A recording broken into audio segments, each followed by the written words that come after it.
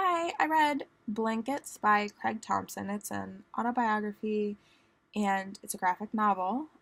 It is about Christianity and adolescence, and it's about Craig's specific experiences with Christianity growing up.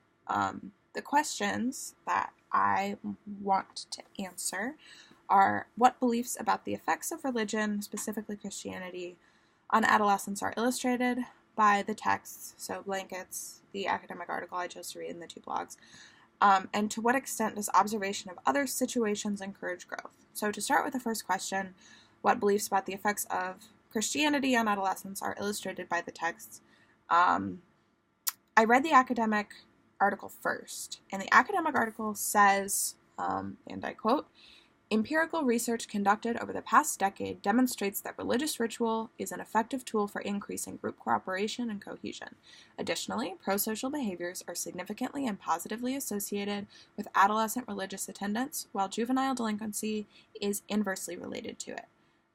So the academic article is saying, basically, that religious rituals, this is not specifically Christianity, religious rituals keep adolescents out of trouble, and it socializes them in a positive way.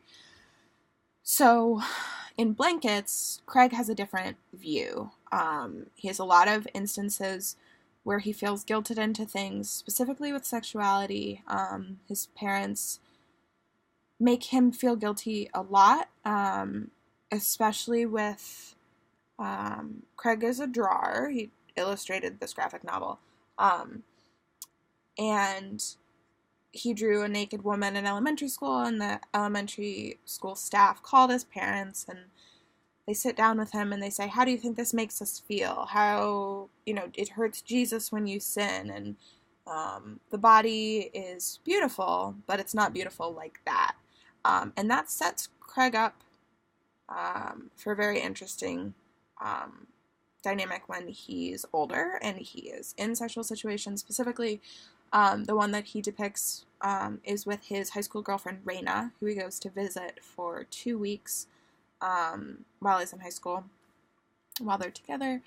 And we, as the reader, see Craig's relationship with guilt surrounding sexuality because of his parents' worldview as Christians, very evangelical Christians.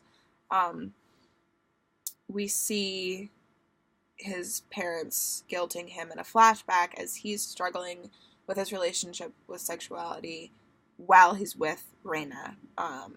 He's sexually attracted to her, and he doesn't really know what to do, and he feels really guilty. And he sees a portrait of Jesus on Raina's wall, and it's the same portrait of Jesus on his parents' wall that they used to say, "It hurts Jesus when you sin," when you drew the naked woman.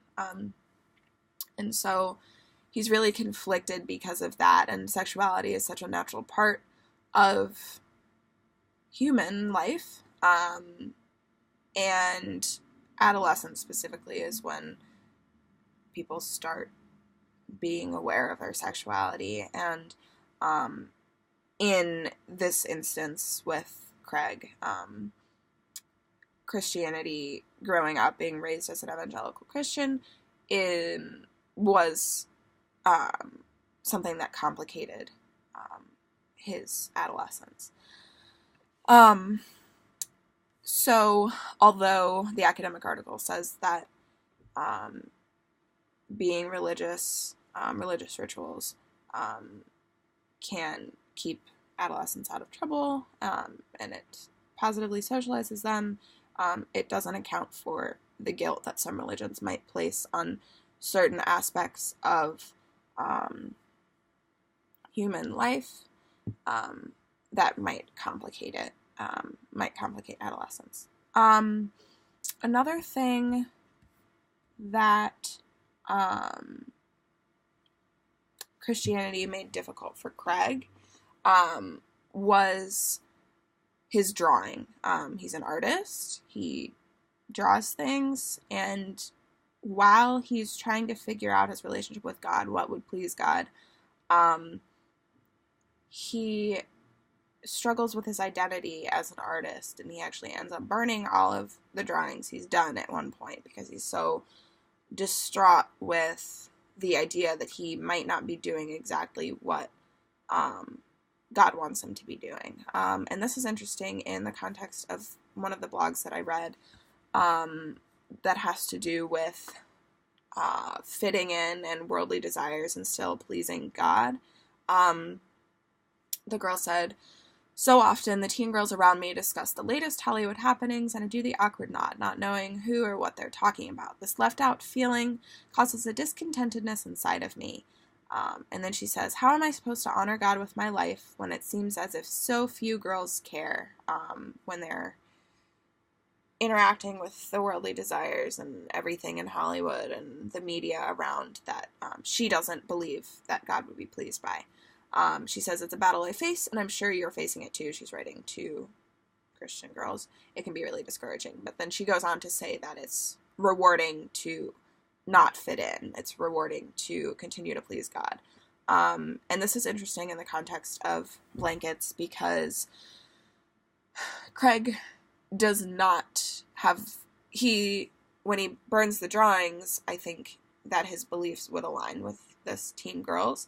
But I'd be interested to see how the teen girl's beliefs change over time, and if she will eventually look back at her time as a Christian, an adolescent Christian, the same way that Craig does, which is that it limited him from finding who he really was, that it limited him from, there's actually a specific quote when he's talking to his brother about leaving the church. He says, "I still believe in God, the teachings of Jesus even, but the rest of Christianity, its Bible, its churches, its dogma, only sets up boundaries between people and cultures." And the part that I think relates to his drawing and relates to the blog post, "It denies the beauty of being human, and it ignores all these gaps that need to be filled in by the individual." So I think that's interesting in the context of that. Another thing, another blog post that I read was about relationships as a Christian. It says, "A lot of Jess's," one of the Christian girls was writing about, "young Christian friends are already married, but she's not concerned about being single. We're told in the Bible that there are many great things about being single and many great things about being married. In both situations, as Christians, we believe our ultimate aim is to glorify God in everything we do, and that's where we find our joy and satisfaction." So this relates to Craig's drawings as well. When he's drawing, he doesn't believe that he is glorifying God in everything that he does. And so he struggles because he finds joy and satisfaction in drawing, but he doesn't believe it's pleasing God. So it is made more difficult for him. To answer the other question, to what extent does observation of others' situations encourage growth? This is seen mostly when Craig visits Raina, his high school girlfriend,